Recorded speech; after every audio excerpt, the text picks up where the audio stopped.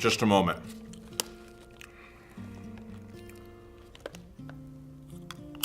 Oh, man. Oh, hi, sorry. I was just really enjoying this salsa. Let me ask you a question tonight, like I always do, but let me ask you one.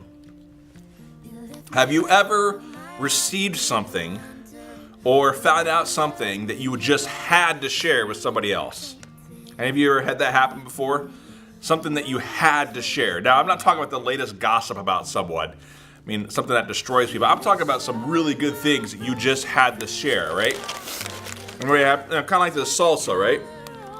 We just had to share with somebody. All right. Well, let me ask you this. Let's imagine that you found the cure for cancer. If you found the cure for cancer, would you share that with other people? What do you think? I mean, it sounds like a ridiculous question, doesn't it? Of course I would share that with other people. If I found the cure for cancer, yeah, I'm gonna share it because, I don't know, it's the cure for cancer. Of course you do that. It would save so many lives. Of course we'd share that because it's so important, it's so big, you have to share it. Now, let me ask a riskier question. This will dive a little deeper. Would you share Jesus with others? That's a different kind of question, isn't it? Would you share Jesus with others? Not all of us would answer the same way. And we've been talking about true friendships these last couple of weeks. You know, a couple weeks ago, we talked about how true friends choose their words carefully. A lot of times, a true friend will listen more than they talk. They're present with their friends. Last week, we talked about how true friends serve each other's needs before their own.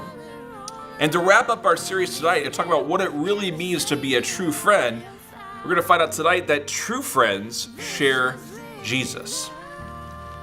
But what does that even mean? I mean, that gets thrown around in churches a lot, sharing Jesus with someone, or sharing about Jesus. What does that mean when we say sharing Jesus? Here's what I want you to do. Take a couple, 2 or 3 minutes in your small groups and talk about that for a second. What does it mean to share Jesus? Go ahead and talk about that for the next couple of 2 or 3 minutes.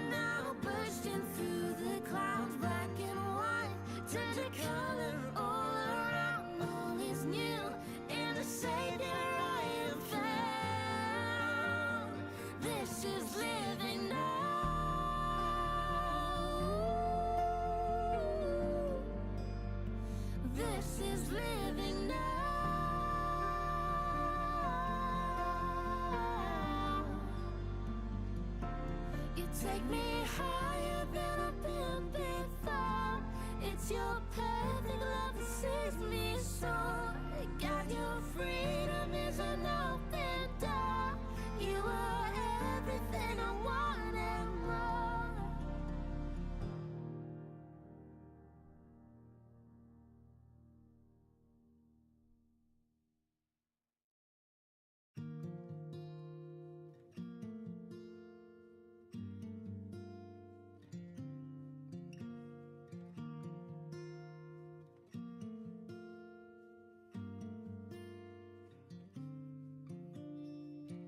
Waking up and knowing there's a reason. All my dreams come alive. You know, when a lot of Christians talk about sharing Jesus with someone, or sharing their faith is another way that they say it, a lot of times that comes across as someone, they would say, preaching to them, or really kind of like shoving God or religion down someone's throat. Most of you know what I'm talking about. So when you say sharing your faith, this is what people normally think it means. And unfortunately, people do that. But at the same time, it doesn't mean that we shouldn't share Jesus. I guess the question is, do you think Jesus is worth sharing? What does that even mean? Do you think Jesus is worth sharing? How about this? Take another 2 or 3 minutes in your small group and talk about that. Do you think Jesus is actually worth sharing, and why? Take a couple minutes and talk about that. You take me higher than I've been before. It's your perfect love that sees me soar. God, your freedom is an open door. You are everything I want and more.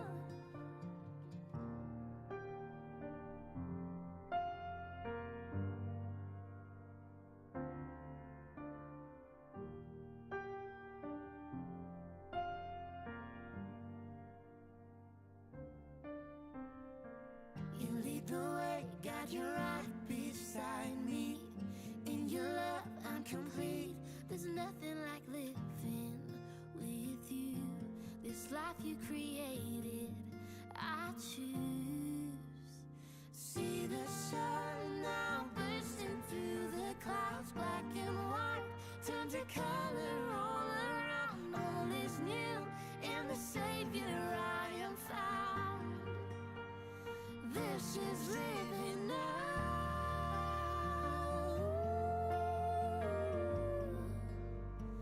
This is living now.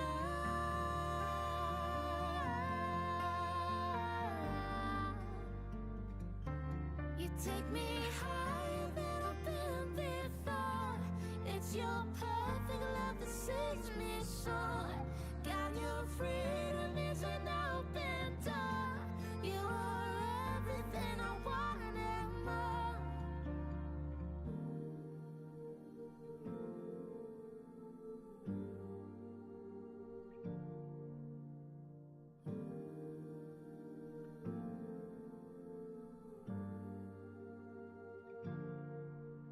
See the sun now bursting through. You know, before I was a Christian, I wasn't always a Christian, a follower of Jesus.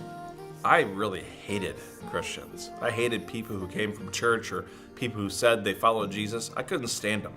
Because the people that I knew who said they were Christians were the types of people that always told me how horrible I was. And they were probably the meanest people that I had ever met.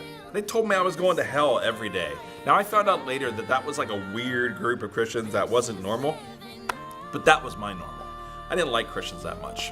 I had one friend who wasn't like that, though, who did say he was a Christian.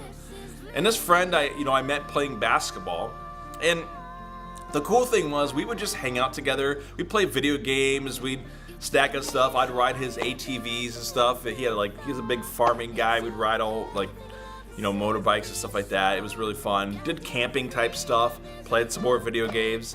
And in the midst of all that stuff, we would talk about God and what it's like for him being a Christian, his story. And, he wasn't a perfect guy at all. He was always very honest about his answers. A lot of times he's like, I don't know about that. I just know this. And so I really appreciated what he said. He never judged me at all. He didn't shove God down my throat like we talked about earlier. So he was a different kind of guy. And after a while of being around him, and after a while of just hanging out with him, I just was like, man, there's just something different about this guy in a good way. Like, it was so different that it was inspiring to me. Like, I wanted to be like that. Like, whatever he's got, whatever is going on, whatever peace he has in his life, whatever, like, this joy that he has for living, I want that. What is that? And so I asked him, why are you like this with me? And he shared about the story of Jesus. Now, I have a lot of my church friends who would look down upon someone like my friend because he didn't share the story of Jesus with me. And what that means to them is he didn't use the words to tell me about the story of Jesus. But friends, sharing Jesus is more than just words. See, for the 2.5 years before he told me the story, he did share Jesus with me. He shared Jesus with me through his actions. He lived that story in front of me. And when he finally told me the story, everything made sense, right? Like, oh, now I get it, why you're living the way that you are. It all made sense to me. That's how it works. Now, before we get into that a little farther about what that might look like for you, I just want to recap the story of Jesus, because it is important to talk about it, because sometimes people are a little fuzzy on it. A lot of times when people talk to me about the story of Jesus, it really comes down to a question. And I want to say, before I tell you this question, the question is a very small part of the story of Jesus, but it's the question that people are concerned with. And the question's this: Mike, is it true that if we don't believe in Jesus, that we go to hell when we die? A lot of people asking that question. It's a big question. I mean, that's a pretty serious question, pretty intense question, right? Well, my response to that, it would be a whole nother teaching, because it takes a while to unpack that through a series of conversations, but I'll try to do my best in 2 minutes. My first response to that question would be to tackle the word believe. You know, when we say believe in Jesus, what believe means to the Bible, what believe means to us are two different things. Believe to us is agreeing with your brain that something is true. Like, I logically say, yep, my brain says yes, but not necessarily your heart. See, in the Bible, believe meant more than just agreeing with your brain. It meant believing with your heart. And what that means is your life, your actions, the way that you live reflects what you believe in your brain. That's what believe means in the Bible. That has a much different meaning now to the term believe in Jesus, right? So when people say believe in Jesus, usually they're asking, hey, did you pray this magical prayer to say, come in, Jesus, and take care of me so that I'm covered like a spiritual fire insurance policy, right? Like, hey, I'm not going to burn in hell now, woohoo! Now I can go live the way I want. That's not really believing in Jesus. Believing in Jesus is not just with your head, it's also with your life. So that's one part of the question. The second part is talking about heaven and hell. Now, that's a whole series of teachings that we need to really unpack to do it justice. But hell, in basic terms, as basic as I can get, which is really not doing it justice, is a realm and a place where God is not. Hell is the place where the punishment for sin, for that which is against the way of God, needs to be punished. And that's why Jesus had to die. I mean, otherwise, there's no reason for him to die. We have inherited the punishment of death. That death doesn't just mean our bodies, it means our spirits and our soul, right? Our soul. It means spiritual death as well.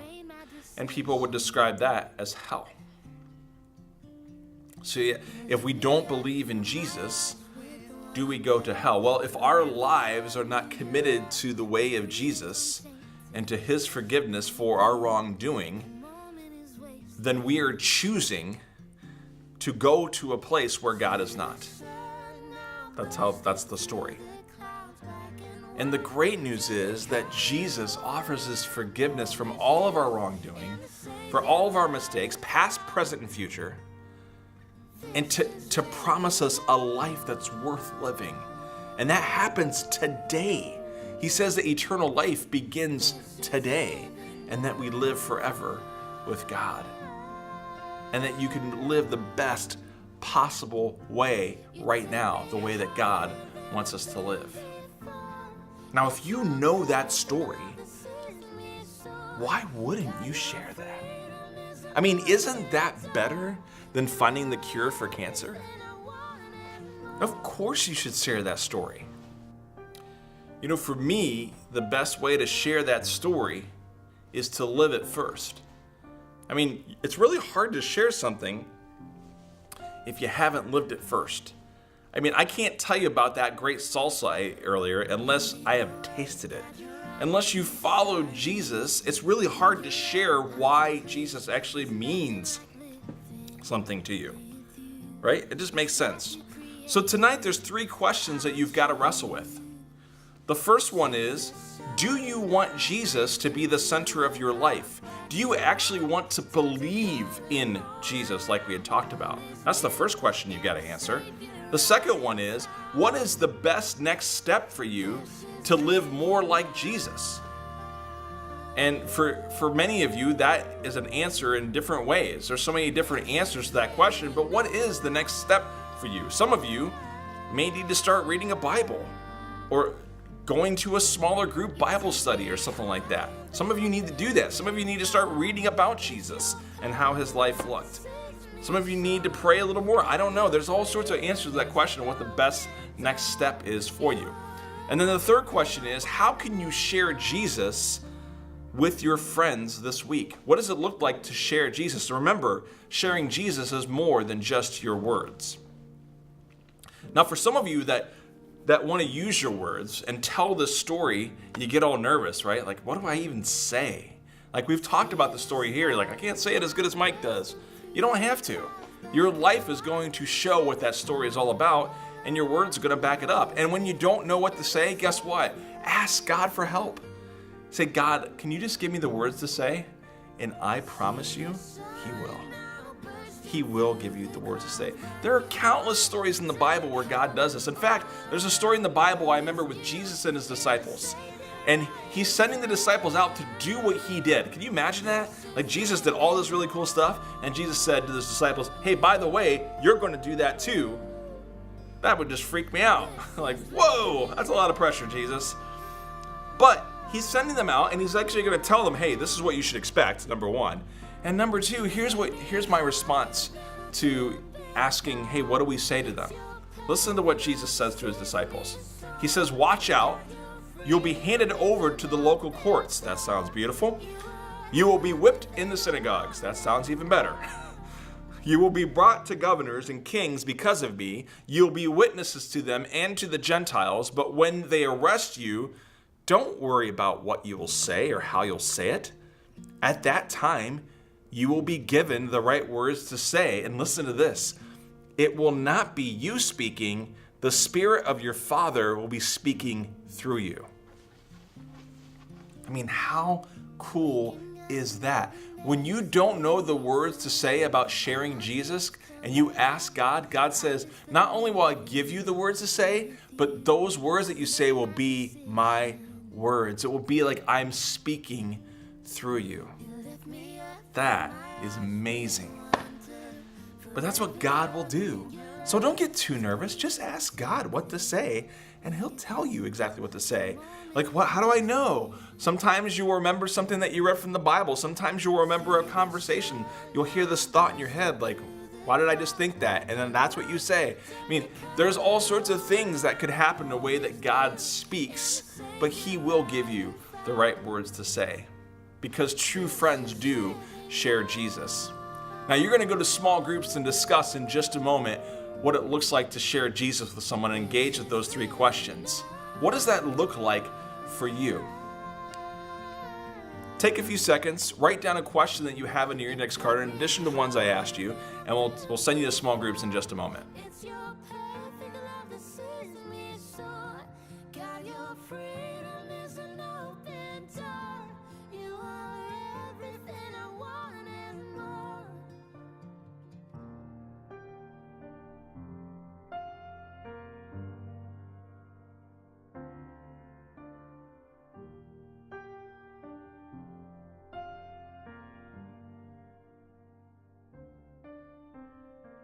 You lead the way, God, you're right beside me. In your love, I'm complete. There's nothing like living with you. This life you created, I choose. See the sun. Listen, Bursting through the clouds. sharing Jesus with someone Turn to color all around. is more important than the cure for cancer. I am found. If you will be willing to share the cure for cancer. Why aren't you sharing Jesus? And not just with your words, but with your life. What is it going to take? Head off to your small groups. We'll see you back here next week. It's your perfect love that sets me sore. Got you free.